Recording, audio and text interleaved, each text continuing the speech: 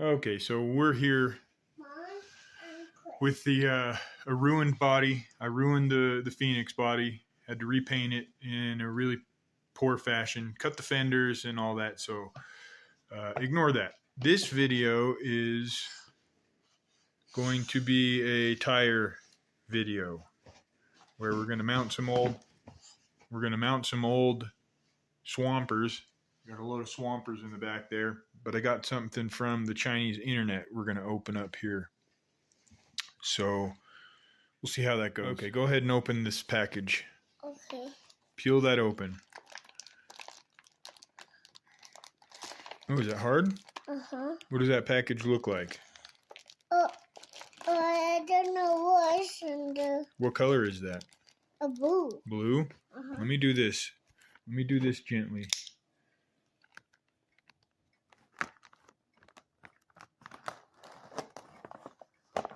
Okay, now peel that open. Okay. Okay, what does it look like?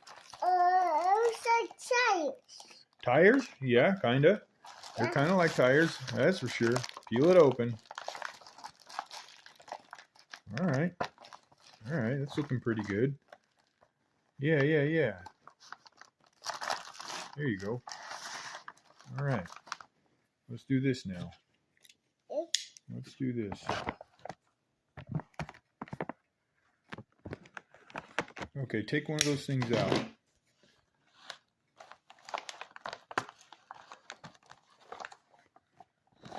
Kind of peel that, rip that plastic if you have to. Okay, grab both sides of the plastic and tear it. Here, this side also. Oh, you'll get it. Yeah, you'll get it out. Okay, grab that thing. Is that hard? Yeah. You got it. You got it. Grab it how you had it. He's testing the... Oh, there it is. You got it. What does that look like? It looks like a tire. Yeah, it does look like a tire. Yeah, no, let's get the other one. Yep, this is just like... Yeah, you get that out of there. Just like the internet said they would be.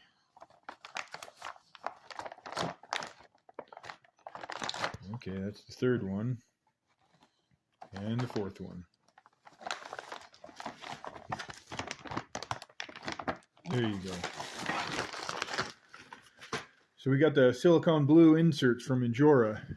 And I guess that's what we would expect them to be, right?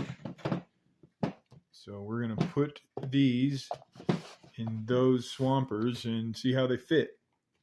Okay, I got them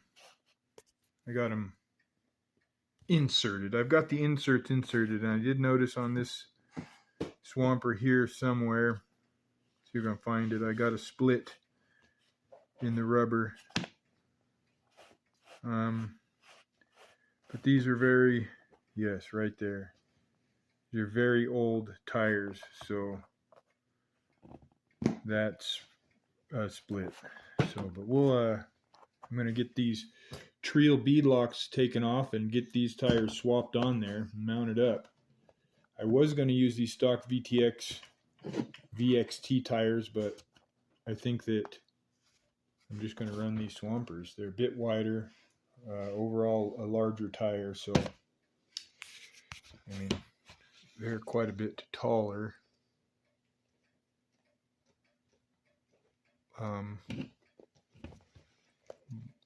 So we'll figure that out. What I didn't do was size up the inserts in relationship to these tires, but these tires are awfully narrow, so I don't think that they're going to be perfect match. So anyway, we'll be all right. Okay, so I've got one Proline Swamper mounted with that insert, that silicone insert, and it was super easy. Sometimes Proline tires can be a little bit tricky to mount up. So, but on these wheels they did fairly well. They mounted fairly easily. So I'm going to weigh them now.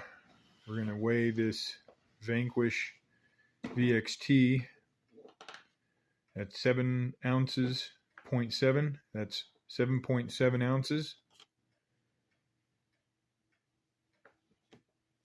I guess I could just do grams, but I don't know how that works, how to switch it. So, but that's 7.7 ounces. Now, let's weigh the swamper here, and it's a couple ounces heavier. An ounce, 1 point, yeah, whatever it is. You see the difference. Nobody knows how to do math. So, let's see what the difference is between a VXT with it's not a stock foam. So it's 3.1 ounces versus the swamper with the blue rubber in it. So that gives you an idea. I don't know. I mean, seems quite heavy. Over half a pound per tire. So if we were to do 9 times 4 would be 36. 36 ounces. It's a couple pounds of tires. It's a couple pounds of tires, basically. So that's cool. All right. We've got those Injora blue silicone inserts mounted up here. And they do feel pretty stiff, but I think they'll be fine.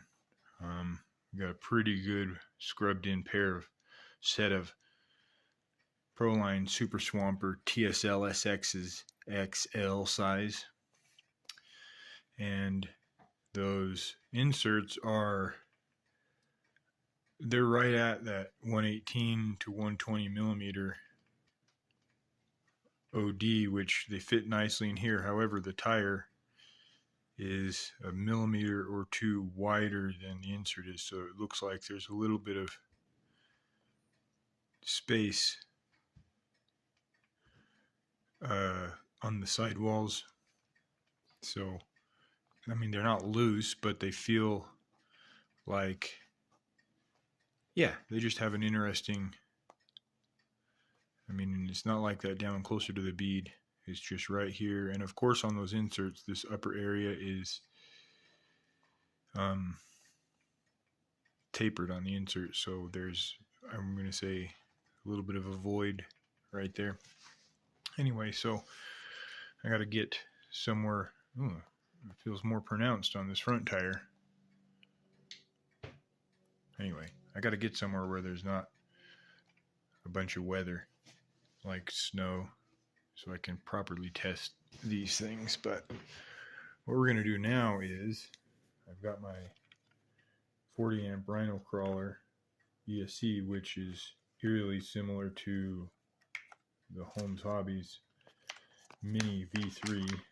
Takes the same programming software, and it's the same ESC. I don't know if the Chinese internet stole it or if there's some sort of AM32 sort of protocol situation happening. But what I'm going to do is, I had this ESC placed on this side plate here, so I'm going to pick it up, snip some zip ties, move it out of the way, and relocate this battery to right here.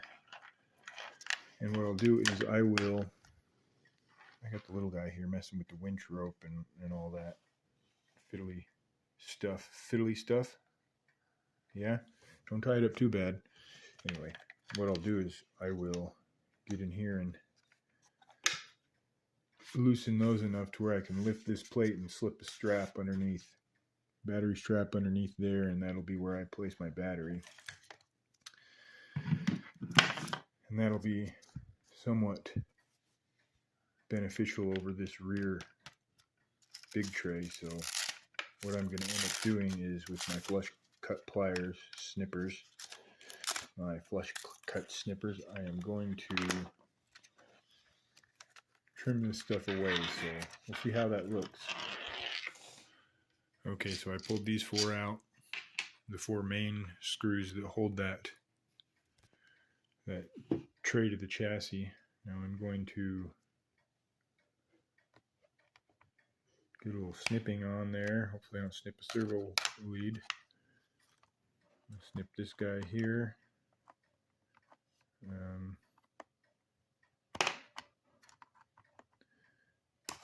I was doing that all through the camera, so it probably looked like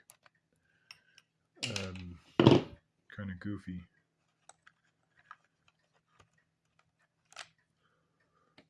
So we'll get that done, and now this is the part where people are going to freak out.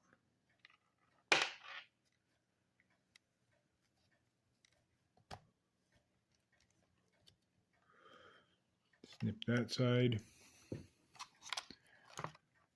Come over here and snip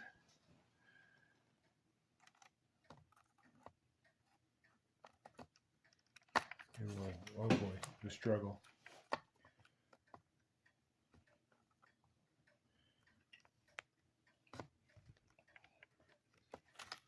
Snip that side. Now this is the tricky part because it's a big old chunk.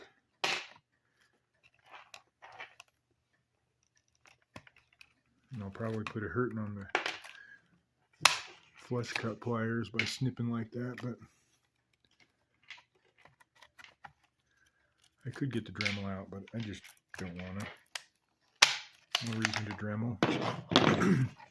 So now that effectively leaves the dig servo mount in place, and it gives me this thing here. Frees up a strap, and then this big battery goes away. So that's pretty handy. Now what I'll do is I'll have to reroute a bunch of this servo cabling and stuff. Oh, bless you. And then I think that there is a chance. I got a big open area down there because I'm running the snub nose. I could get a little extra weight down low on the chassis in the front here, and that could be handy. Or just fill that area with a great big motor, maybe. Who knows? Anyway, I'll get this stuff moved around, and then we'll see what it looks like, huh? All right, this is what we've got. This battery strap, you can see I've mounted underneath this top plate. My countersunk this hole over here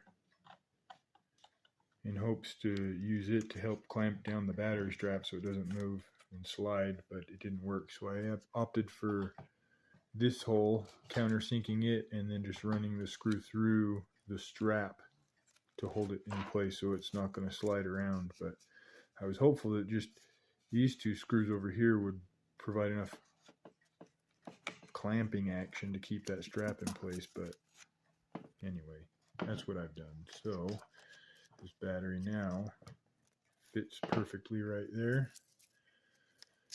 Obviously, this is only a solution for those who are running smaller packs.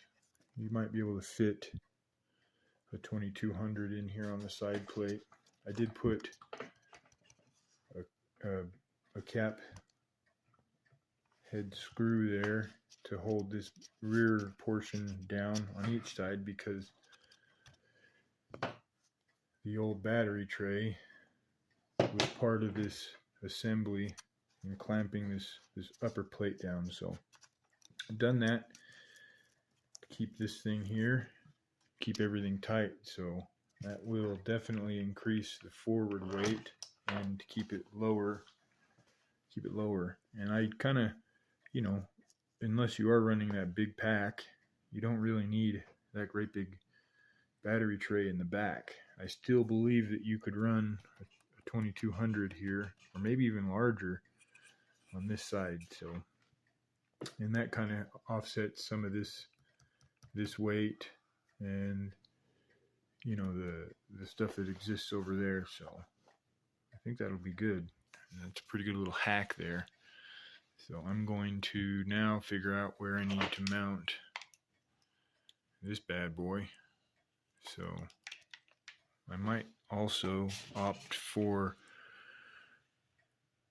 rotating that motor around, because I got the wires in a less than ideal place. They work really good there, but they're kind of close to the drive shaft. Let's see if I can get a shot of that.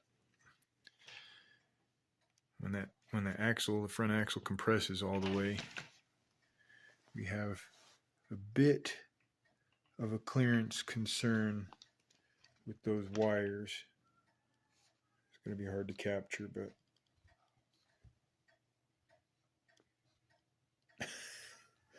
anyway. All right, this is what we've got. I've taken this Rhino Crawler battery plate mount for that axle kit. I chopped it and gave it a little bit of a twist to mount it to this inner fender here. This ESC didn't quite fit on, well, there's a flat spot on both sides just like that. It didn't quite fit on that flat spot like I'd like it to, plus it would kind of be down in the way of where that battery sits.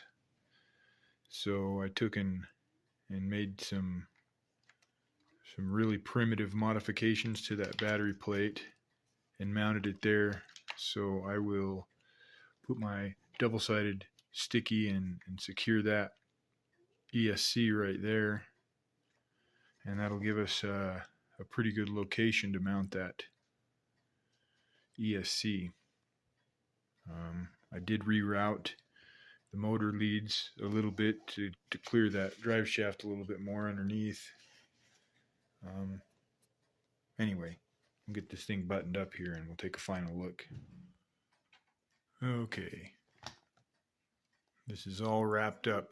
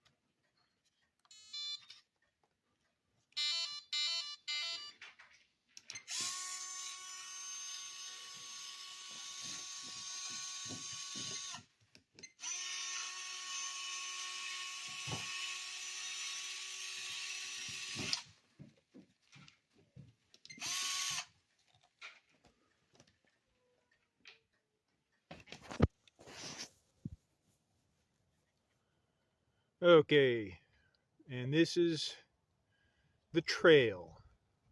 We put in those Injora silicone blue silicone inserts. Swapped out the stock VTX tires for some Proline Super Swampers, the TSLs, and did a battery relocate. You all saw some of that. Got these, it's really the first trip with these Trail wheels here. So we're kind of just checking out the performance of those blue inserts.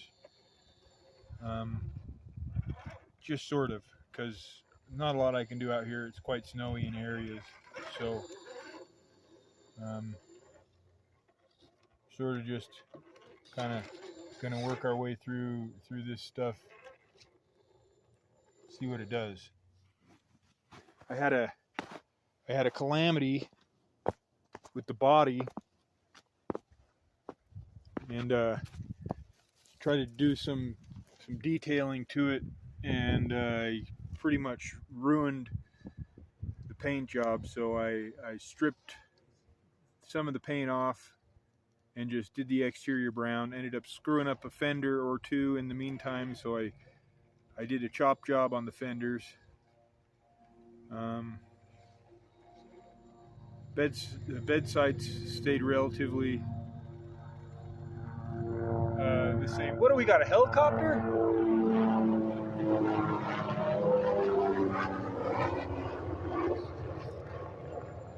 Yeah, get to the chopper.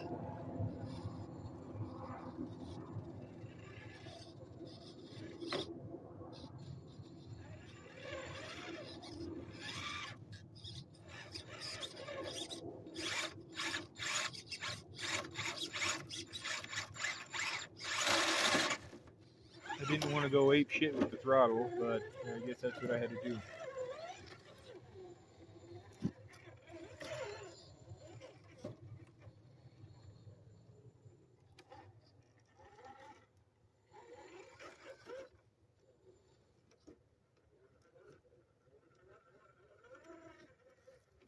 We got some deeper snow over here, so we'll kind of see how that, I mean deeper, it's a couple inches.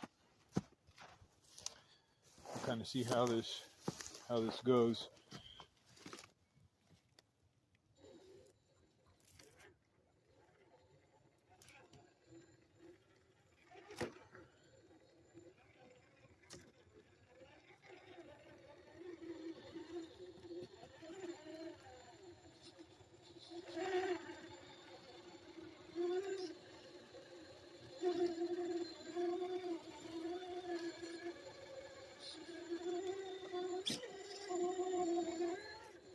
Okay. It's not terrible. Decent snow performance there.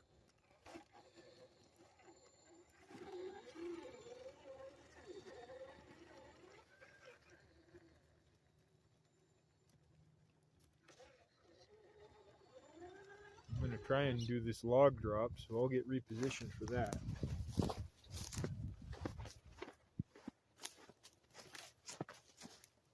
Quite snowy over here too, so that's going to be kind of tricky. Oof, I almost took a digger. Let's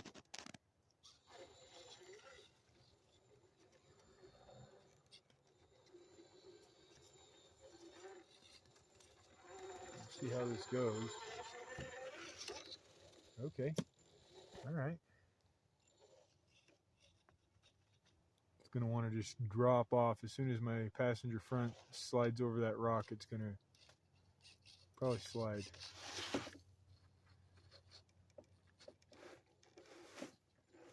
Okay,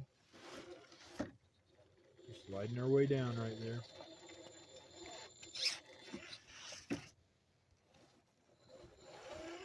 I'm going to get out of the snow now and go back up this other way.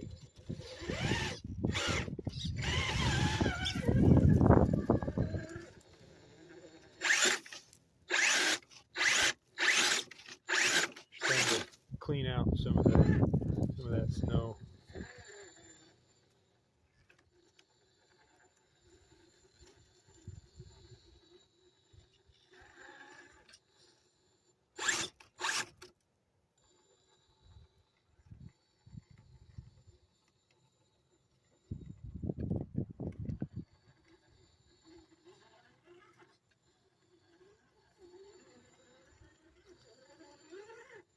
I'm going to turn around right there and come back down.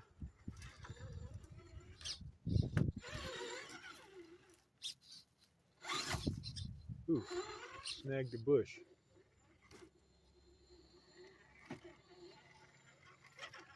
I'm not a big fan of snow and ice, mud puddles, water, all that stuff.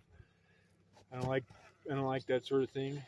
So that snow is going to be like, could be the most like, whoa, I'm falling down here. Could be the most variable terrain conditions you see outside of rocks and dirt. I really don't care for that other stuff. Alright, this is pretty decent. performance out of these tires and foams here. I'm liking that. Let's do it again.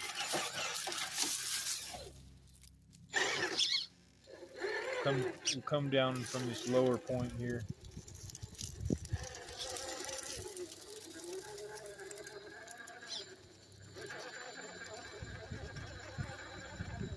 See if we can. Oh, there. Got a bite. Got a pretty good bite there.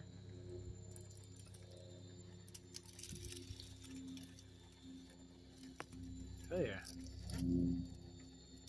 Yeah, that's good. Real good. Real good. Real nice.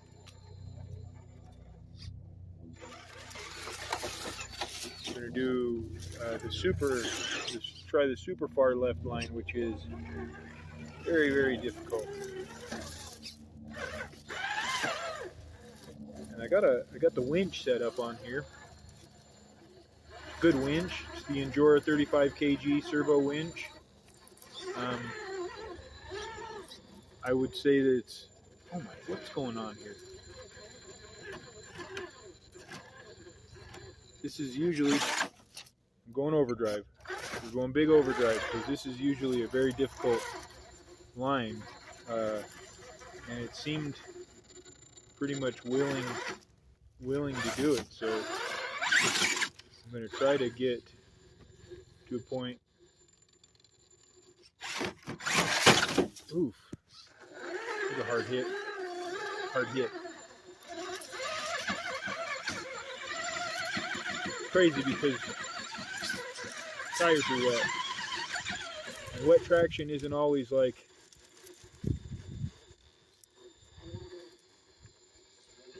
oh my gosh.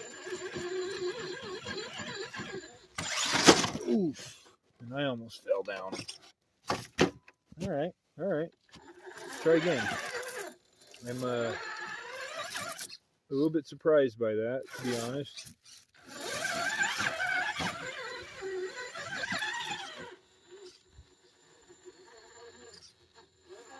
Dude, if it gets that line, that's crazy. Oh my gosh.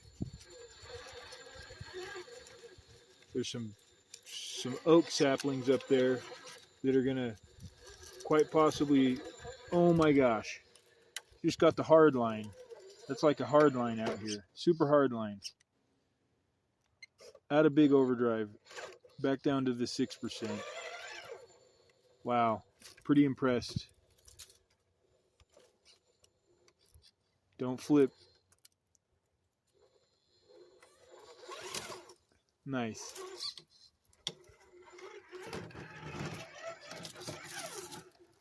Nice job. I scraped my roof there a bit. Got a bit of a scrape happening.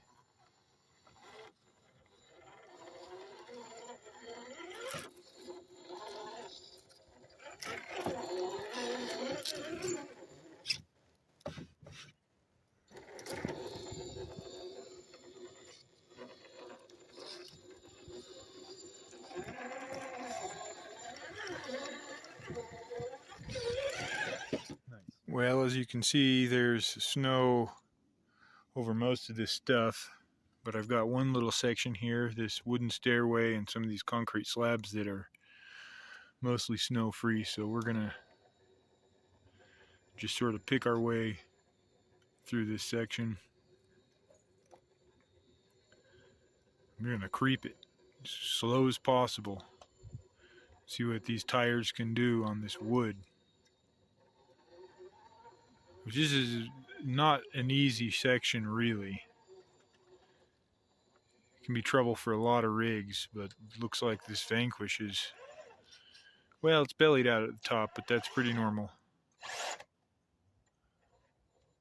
So I'm gonna see if I can get set up for the bounce over it here.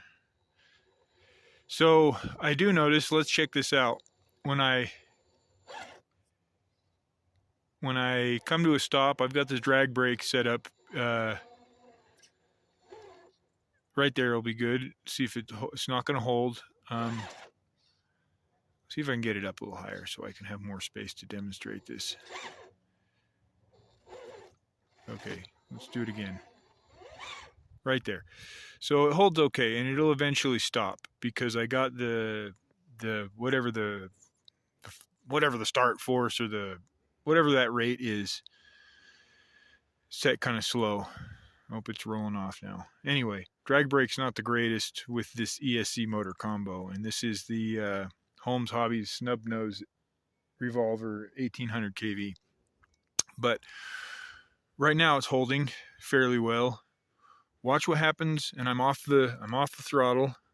Watch what happens when I touch the throttle. Just initially give a little trigger pull. You'll see that I'll have a pretty good rollback, and I think that that's some issue between the motor and the ESC. But right here,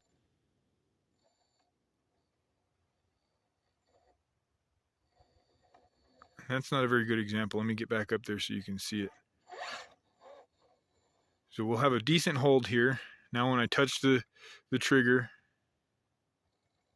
well, maybe not. It's not doing it now. Something's going on. Anyway.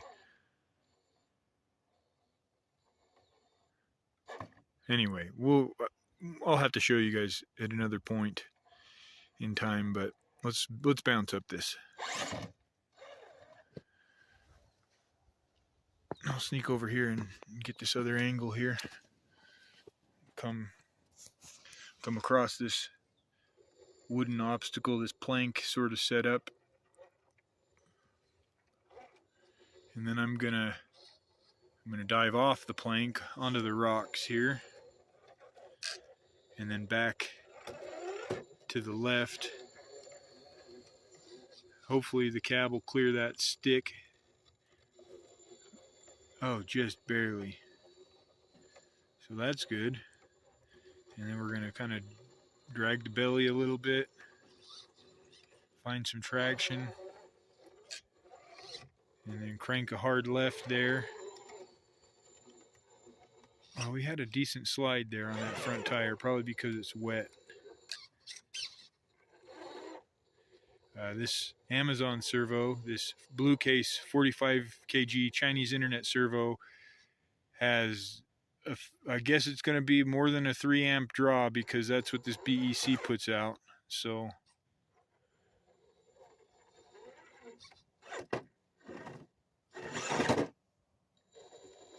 I get a little bit of a little bit of a glitch.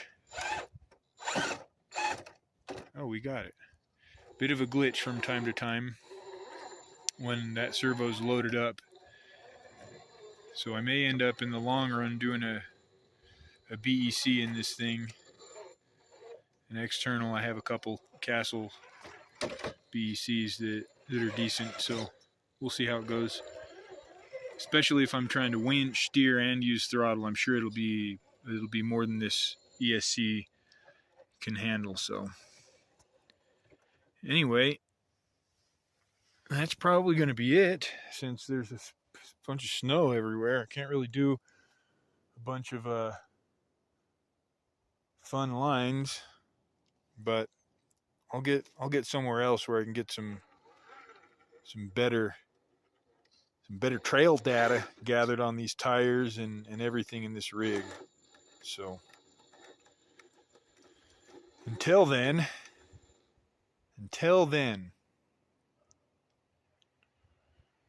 we'll see you next time.